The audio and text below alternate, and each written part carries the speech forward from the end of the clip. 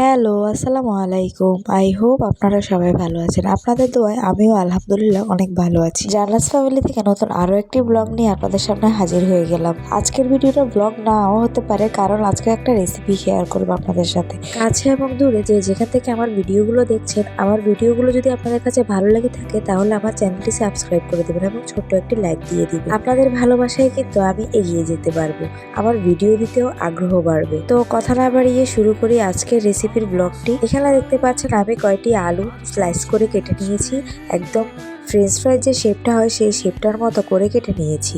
এখানে আমি 4টি আলু নিয়েছি বড় বড় সাইজ। তো প্রথমে ভালো করে ধুয়ে আমি এখানে ঠান্ডা পানি দিয়ে রাখছি, কারণ ঠান্ডা পানিতে কিছুক্ষণ ভিজিয়ে রাখলে হয় কি ফ্রেঞ্চ ফ্রাইটি একটু মচমচে হয়। আবার রেস্টুরেন্টে গেলে যে ফ্রেঞ্চ ফ্রাইগুলো খেয়ে থাকে সেগুলো কিন্তু ভালোই মচমচে লাগে। তো আমি আজকে রেস্টুরেন্টের মতো করেই ফ্রেঞ্চ ফ্রাই বানানো দেখাবো আপনাদেরকে। প্রায় আধা ঘন্টার মতো আমি আলুগুলোকে ঠান্ডা পানিতে ভিজিয়ে রেখেছিলাম।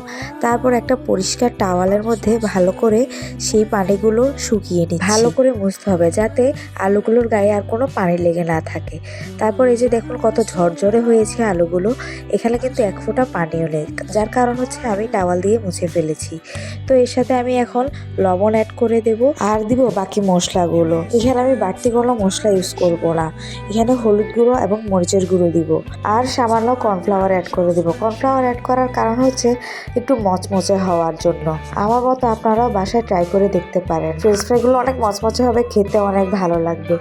তো তারপর আমি এখানে তেল দিয়ে দিলাম। ফ্রেঞ্চ ফ্রাইগুলো কিন্তু ডুবো তেলে ভাজতে হবে আর আমি এখানে 2 বারে ভাজবো, যার কারণে আমি এখানে অর্ধেকটা আগে দিয়ে দিলাম। এখানে আরও একটি কাজ করতে হবে আপনাদের, সেটি হচ্ছে ফ্রেঞ্চ ফ্রাইগুলো কিন্তু আমি 2 বারে ভাজবো।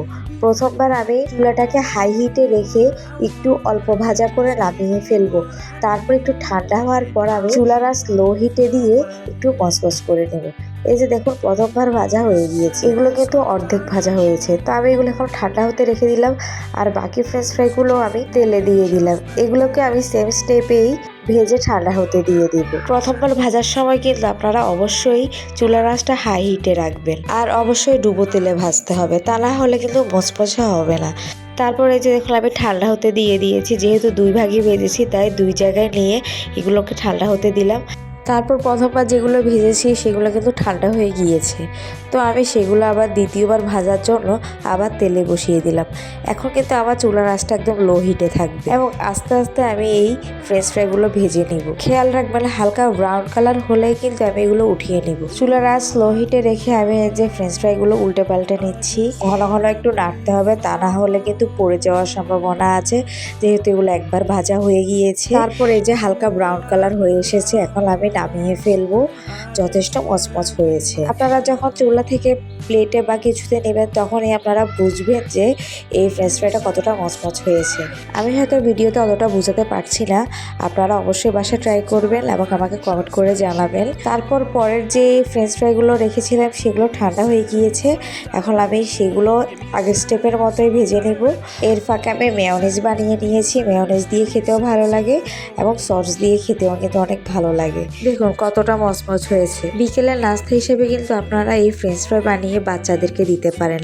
আমার ছেলেও কিন্তু এই ফ্রেঞ্চ ফ্রাইটা অনেক পছন্দ করে, আমার ননদের মেয়েও অনেক পছন্দ করে, তাই প্রায় সময় আমার বাসায় এই ফ্রেঞ্চ ফ্রাই বানানো হয় ওদের জন্য। তো বানিয়ে সবাই মিলে খাই, ওদেরকেও দিই। আমার আজকের ভিডিওটি আপনাদের কাছে কেমন লেগেছে অবশ্যই কমেন্ট করে জানাবেন। আজকে এ পর্যন্তই, সবাই ভালো থাকবেন, আমার জন্য দোয়া করবেন। আল্লাহ হাফিজ, আসসালামু আলাইকুম।